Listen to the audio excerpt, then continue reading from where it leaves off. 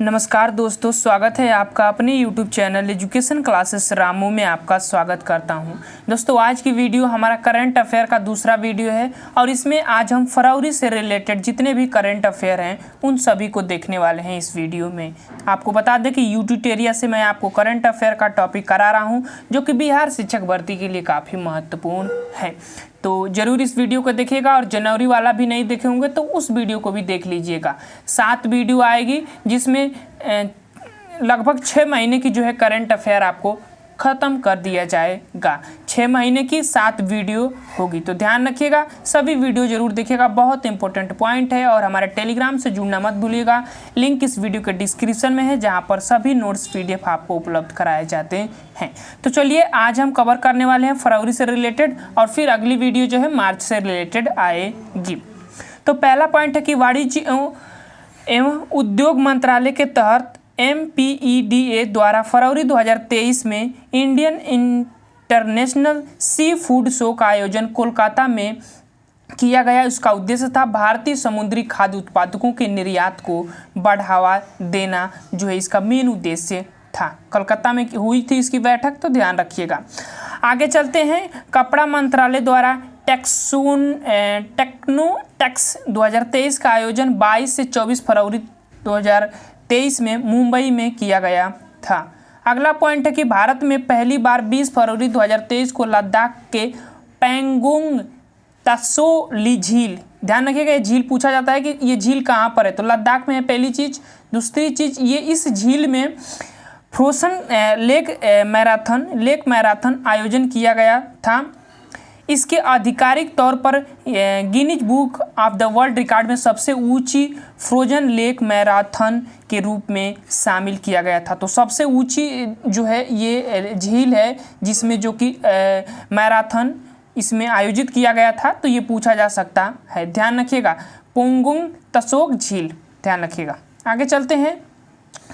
ये भी जो है लद्दाख की है। याया त्सो झील को लद्दाख की पहली जैव विविधता विरासत स्थल के रूप में प्रस्तावित किया गया है। तो ये भी पॉइंट ध्यान रखिएगा, करंट अफेयर से रिलेटेड, EVS से रिलेटेड ये बहुत महत्वपूर्ण पॉइंट है।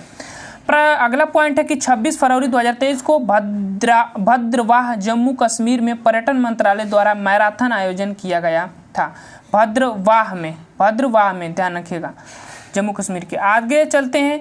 3 दिवसीय एशिया आर्थिक संवाद का 7वां संस्करण पुणे इंटरनेशनल सेंटर के सहयोग से विदेश मंत्रालय द्वारा पुणे में, जो कि महाराष्ट्र के पुणे में आयोजित किया गया था, ये एशिया आर्थिक संवाद का 7वां संस्करण था।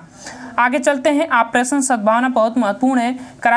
कार्यक्रम के तहत जम्मू कश्मीर से लेह और चंडीगढ़ से नुब्रा तक फंसे यात्रियों को निकालने के लिए वायुसेना द्वारा IL-76 विमान का प्रयोग किया गया था। तो एक संकट आया था जिसको ऑपरेशन सद्भावना के तहत जो है सेना ने चला था, जम्मू कश्मीर, लेह और चंडीगढ़ के नुब्रा घाटी में फंसे लोगों को निकालने के लिए।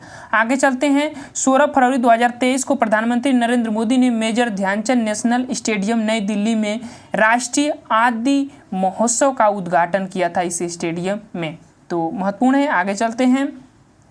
अगला पॉइंट है कि भारत की पहली स्वदेशी रूप से विकसित ट्रेन नियंत्रण और पर्यवेक्षण प्रणाली IATS, जिसको स्वदेशी स्वचालक ट्रेन पर्यवेक्षण की शुरुआत दिल्ली मेट्रो रेल कॉर्पोरेशन द्वारा अपने रेड लाइन पर की गई है। ये भी पॉइंट ध्यान रखिएगा। आगे चलते हैं। केंद्रीय सड़क परिवहन मंत्री नितिन गडकरी हैं, ध्यान रखिएगा। महाराष्ट्र से नागपुर में दुनिया के सबसे बड़े एवं राष्ट्र के पहले दिव्यांग पार्क की आधारशिला इन्होंने रखी है। तो कहाँ पर? महाराष्ट्र के नागपुर में। कौन? तो केंद्रीय सड़क एवं परिवहन मंत्री नितिन गडकरी।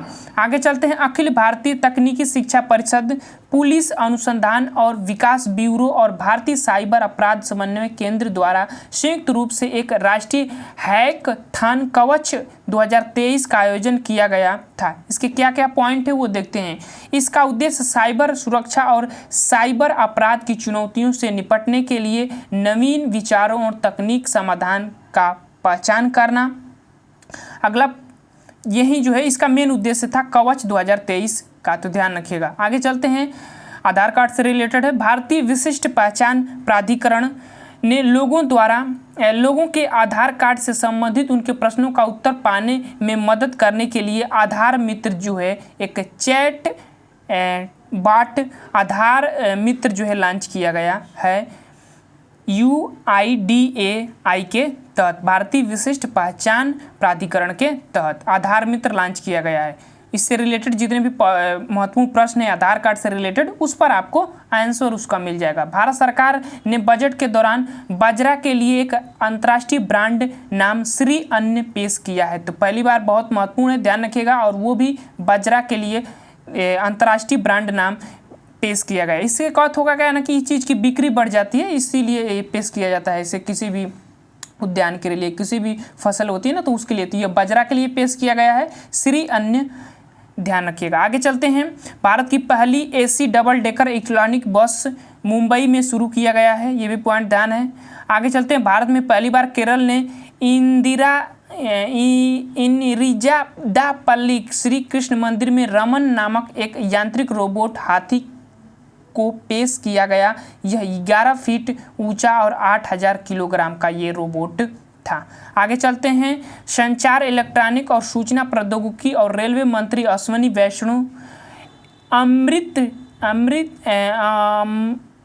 अमृतपेक्स 2023 राष्ट्रीय डाक टिकट प्रदर्शनी का उद्घाटन जो है नई दिल्ली में ये किया था। तो अमृतपेक्स 2023 जो राष्ट्रीय डाक टिकट प्रदर्शनी था उसका उद्घाटन इन्होंने नई दिल्ली में किया। राष्ट्रपति द्रौपदी मुर्मू द्वारा दूसरी भारतीय चावल कांग्रेस 2023 का उद्घाटन कटक में किया है। कटक अनुसंधान केंद्र, यह चावल अनुसंधान केंद्र कटक में है।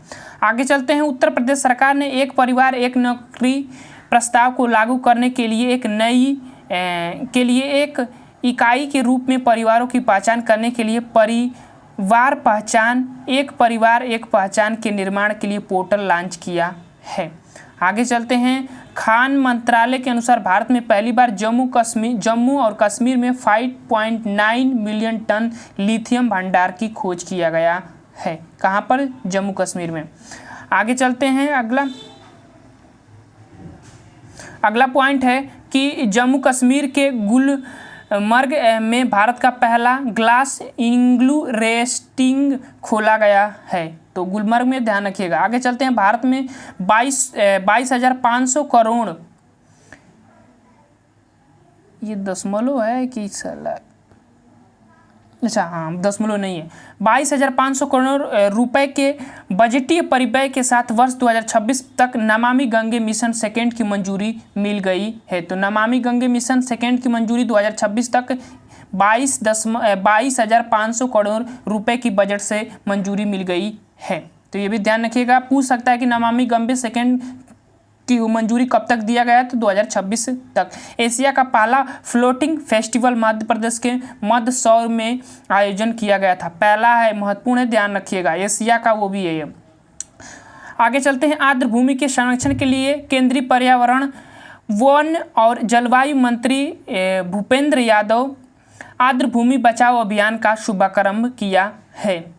आगे चलते हैं, उपराष्ट्रपति जगदीप धनखड़ ने फरीदाबाद हरियाणा में 36वें सूरजकुंड अंतर्राष्ट्रीय शिल्प मेले का उद्घाटन किया। यह इस वर्ष SCO भागीदार राष्ट्र के रूप में सम्मिलित है। इस वर्ष का थीम राज्य उत्तर पूर्वी क्षेत्र है, मतलब उत्तर पूर्वी के जितने भी क्षेत्र हैं इस SCO में जो भाग लिया है इस अंतर्राष्ट्रीय शिल्प सम्मेलन 36वें सूरजकुंड अंतर्राष्ट्रीय शिल्प सम्मेलन में, उसमें जो है फोकस किया गया है, जो कि उत्तरी पूर्वी क्षेत्र के जितने भी राज्य हैं उनको फोकस किया गया है। तो ध्यान रखिएगा, 36वें सूरजकुंड अंतर्राष्ट्रीय शिल्प मेले का उद्घाटन हरियाणा के फरीदाबाद में किया। किसने किया? जगदीप धनखड़ ने किया, और SCO जो है भागीदार राष्ट्र के रूप में सम्मिलित होगा।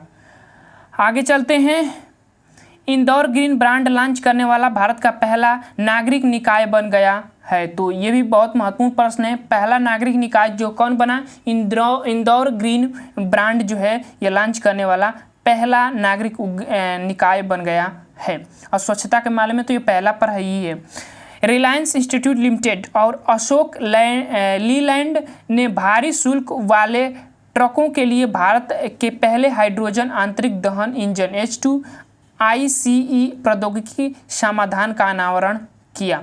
आगे चलते हैं, भारतीय रेलवे ने व्हाट्सएप चैट बॉट के माध्यम से फूड डिलीवरी सुविधा जूप शुरू किया है। तो पूछ सकता है जूप सुविधा जो किसने शुरू किया, तो भारतीय रेलवे ने किया है और यह व्हाट्सएप चैटिंग सुविधा है, ध्यान रखिएगा। इसके तहत ट्रेन में यात्री करने वाले यात्री अब अपने PNR नंबर का उपयोग करके यात्रा करते समय व्हाट्सएप के माध्यम से ऑनलाइन खाना ऑर्डर कर सकते हैं। आगे चलते हैं, भारत नार्वे एकीकरण महासागर पहल के तहत समझौते के एक भाग के रूप में भारत का पहला समुद्री की स्थानीय योजना ढांचा पांडुचेरी में लॉन्च किया गया है। तो नार्वे से रिलेटेड है, ध्यान रखिएगा।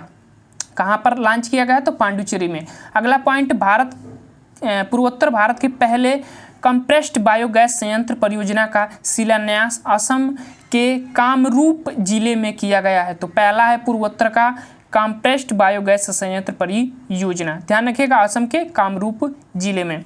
महाराष्ट्र के औरंगाबाद शहर का नाम बदलकर अब क्या नाम रख दिया गया है, तो संभाजी नगर, छत्रपति संभाजी नगर एवं उस्मानाबाद शहर का नाम बदलकर धाराशिव परिवर्तित करने की मंजूरी गृह मंत्रालय द्वारा दी गई है।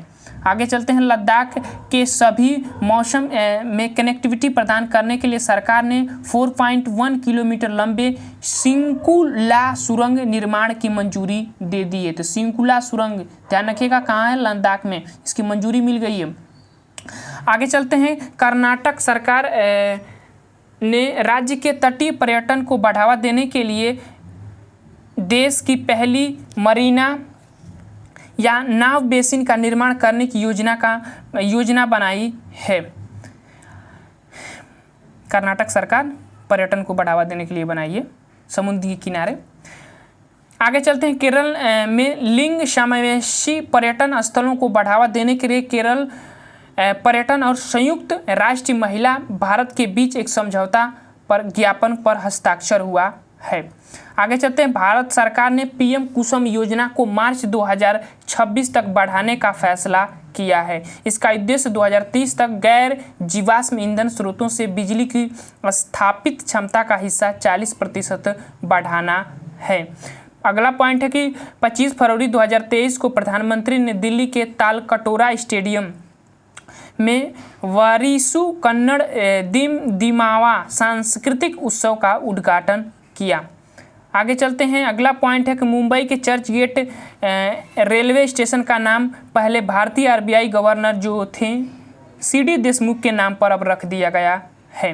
तो देखिए, संयुक्त राज्य अमेरिका के दुबई में आयोजित गोल्ड फूड 2023 के 28वें संस्करण में केंद्रीय खाद्य प्रसंस्करण और उद्योग मंत्री पशुपति कुमार पारस ने इंडिया पवेलियन गल्फ फूड 2023 का उद्घाटन किया। कहाँ पर, दुबई में, ध्यान रखिएगा। आगे चलते हैं, राष्ट्रीय मातृकी भाषा दिवस के अवसर पर केरल उच्च न्यायालय ने क्षेत्रीय भाषाओं के निर्णय प्रकाशित किए तथा ऐसा करने वाला देश का पहला उच्च न्यायालय बन गया है। क्षेत्रीय भाषा में अपना निर्णय प्रकाशित किया है केरल उच्च न्यायालय ने और पहला राज्य बन गया, पहला उच्च न्यायालय भारत का बन गया है। आगे चलते हैं, और केरल सरकार ने सीवेज को साफ करने के लिए रोबोटिक स्कैवेंजर वेंडिंग लॉन्च किया है। केरल मैन होल की साफ करने के लिए रोबोटिक तकनीक का उपयोग करने वाला देश का पहला राज्य केरल। कितना आगे बढ़ गया देखिए केरल, जो रोबोटिक सिस्टम का अपना रहा है साफ करने के लिए। आगे चलते हैं, अगला है, भारत दहन और अनाज संघ द्वारा द पल्स कॉन्क्लेव 2023 TPC 2023 का आयोजन मुंबई में किया गया है। आगे चलते हैं, कर्नाटक के मुख्यमंत्री द्वारा बेंगलुरु में 108 नम्मा क्लिनिक हमारा क्लिनिक, जिसका हिंदी में अर्थ है इसका उद्घाटन इन्होंने किया। कहाँ पर, तो बेंगलुरु में किया। 108वां नम्मा क्लिनिक का उद्घाटन किया है कर्नाटक के मुख्यमंत्री। नीति आयोग ने हाल ही में ट्रांसफॉर्मिंग इंडस्ट्रियल ट्रेनिंग इंस्टीट्यूट, जिसको TITI शीर्ष से एक रिपोर्ट लॉन्च की है, जिसके तहत ITI में प्रवेश के लिए राष्ट्रीय केंद्रीय परीक्षा आयोजन करने का सुझाव दिया गया है। अगला पॉइंट है, केंद्रीय स्वास्थ्य मंत्रालय ने फाइलेरिया रोग से निपटने के लिए राष्ट्रव्यापी अभियान मास ड्रग एडमिनिस्ट्रेशन शुरू किया है। तो मास ड्रग एडमिनिस्ट्रेशन जो है केंद्रीय स्वास्थ्य मंत्रालय ने शुरू किया है फाइलेरिया रोग को निपटाने के लिए। पैर फूल जाता है ना, तो वो इसी को फाइलेरिया रोग कहते हैं। अगला पॉइंट है कि नरेंद्र मोदी ने दयानंद सरस्वती की 200वीं जयंती के उपलक्ष्य में नई दिल्ली में साल भर चलने वाले समारोह का शुभारंभ किया है। 200वीं जयंती है स्वामी दयानंद सरस्वती की। आगे चलते हैं, भारत ने G20 अध्यक्षता के दौरान बाजरा की खपत और उत्पादक को प्रोत्साहन करने के लिए MIIRA वैश्विक पहल शुरू किया है। तो पूछ सकता है बाजरा उत्पादन और खपत को बढ़ावा देने के लिए। आगे चलते हैं, मध्य प्रदेश ने राज्य में शराब की खपत को हतोत्साहित करने के लिए अब आबकारी नीति को मंजूरी दी है। इसके तहत शराब की दुकानों से जुड़े आहत और दुकान बार बंद रहेंगे। आगे चलते हैं और अगला है कि मध्य प्रदेश राज्य ने शराब की खपत को हतोत्साहित करने के लिए आबकारी नीति को मंजूरी दी है। इसके तहत शराब की दुकानों में जुड़े आहत और दुकान बार बंद रहेंगे। महाराष्ट्र के मुख्यमंत्री एकनाथ शिंदे, ध्यान रखिएगा एकनाथ शिंदे हैं, हाल ही में शिवसेना पार्टी के अपना नया प्रमुख चुन लिया गया है। एकनाथ शिंदे को भारत और सिंगापुर ने दोनों देशों की भुगतान प्रणाली UPI और पे नाउ को लिंक करने की योजना बनाई है। सिंगापुर सरकार ने भारत के साथ मिलकर। भारत सरकार द्वारा पुणे में 403 करोड़ रुपए की लागत से पहला ठोस अपशिष्ट से हाइड्रोजन संयंत्र स्थापित किया जा रहा है। तो पुणे में, और ये भी पहला ठोस अपशिष्ट से हाइड्रोजन संयंत्र स्थापित किया जा रहा है भारत सरकार के द्वारा। राजस्थान राज्य ने हाल ही में वेटलैंड XC2 संरक्षण प्रतिष्ठान योजना की घोषणा की है। 8 साल तक इसका वित्त पोषक फ्रांस द्वारा किया जाएगा। आगे चलते हैं, इलेक्ट्रॉनिक्स एवं सूचना प्रौद्योगिकी मंत्रालय द्वारा डिजिटल भुगतान उत्सव का आयोजन किया गया। इस उत्सव का शुभारंभ नई दिल्ली से किया गया। यह 9 फरवरी से 9 अक्टूबर 2023 तक यह आयोजन किया जाएगा, जिसका उद्देश्य डिजिटल भुगतान के बारे में जागरूकता फैलाना है। तो ये चीज़ ध्यान रखिएगा। आगे चलते हैं, अगला है कि ऑपरेशन AAG केरल की पुलिस ने चलाई है। इसका उद्देश्य है कि केरल में जो विरोधी सामाजिक गतिविधियों को रोकथाम अधिनियम के तहत सूचीबद्ध भगोड़ों को गिरफ्तार किया जाएगा। केरल सरकार के द्वारा ये चलाया गया है। तो ये थे फरवरी से रिलेटेड जितने भी करंट अफेयर थे मैंने आपको करा दिया। बाकी चीज़ें बजाने रहिएगा 6 महीने की लास्ट करंट अफेयर दिखने के लिए हमारे चैनल से। तो चलिए, थैंक यू।